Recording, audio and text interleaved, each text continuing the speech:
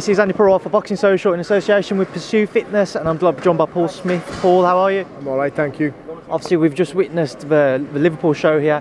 Fowler-Rose unfortunately losing to Anthony Fowler. What was your thoughts on the headline fight, first and foremost? I thought it was a good little fight, to be honest with you. It started off relatively one-sided. I thought Rose eased his way into the fight, and I think ultimately Rose would have preferred probably a 12-round fight until the big shot in the last round from Fowler. But I thought it was a very disciplined and composed performance from Anthony Fowler compared to what we've seen in the past with him. You know, we know he struggles in the past to stick to a game plan, but tonight, instead of getting it with a big shot and then taking a round or two to get back to the game plan, he was doing it in 5, 6, 10 seconds. So I thought it was a disciplined performance tonight, which is credited down to Anthony Fowler and Dave Colwell and the work they'll be putting in the gym. Move through the rest of the cards very quickly because I know you're about to shoot off. John Harding Jr. losing to Jack Cullen. Your thoughts on that fight? I thought Cullen was very good.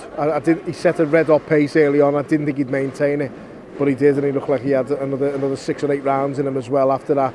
I thought the fight should have been stopped a little bit earlier by maybe the referee or the corner pull him out at the end of the round, because he hadn't won a round. He was taking a lot of shots in that fight, and they were heavy shots as well. But good performance from both fighters.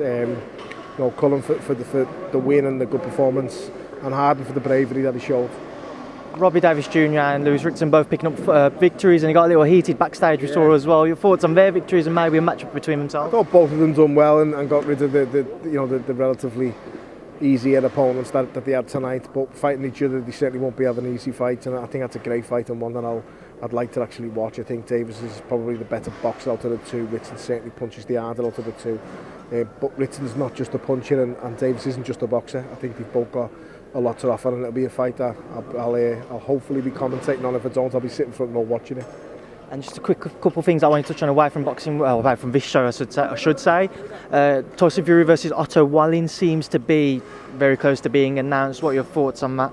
I don't think there's a heavyweight out there at the moment that beats Fury. I think he's the number one at the minute.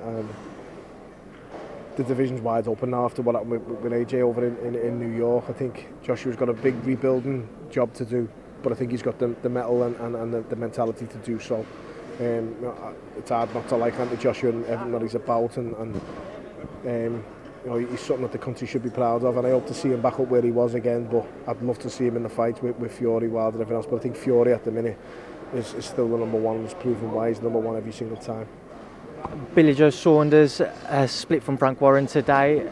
It seems to be that he's going to sign with Matchroom and Eddie Hearn. From what, if you used to follow social media and what we've seen over there, that's what it seems to be. What are your thoughts on the split, and if he does go and sign with Eddie? I've got no thoughts on the split. It's up to him and his former promoter. Whatever they do, it's entirely up to them.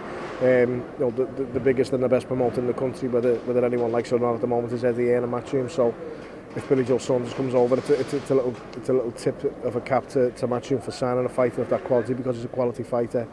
But ultimately, it's up to Billy Joe and his management team in MTK.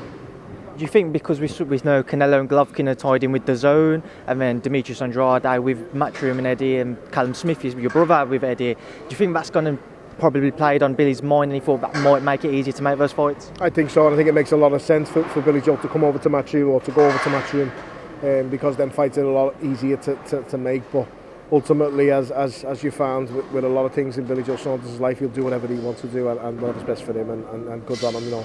I rate the lad. I think he's a very, very talented fighter.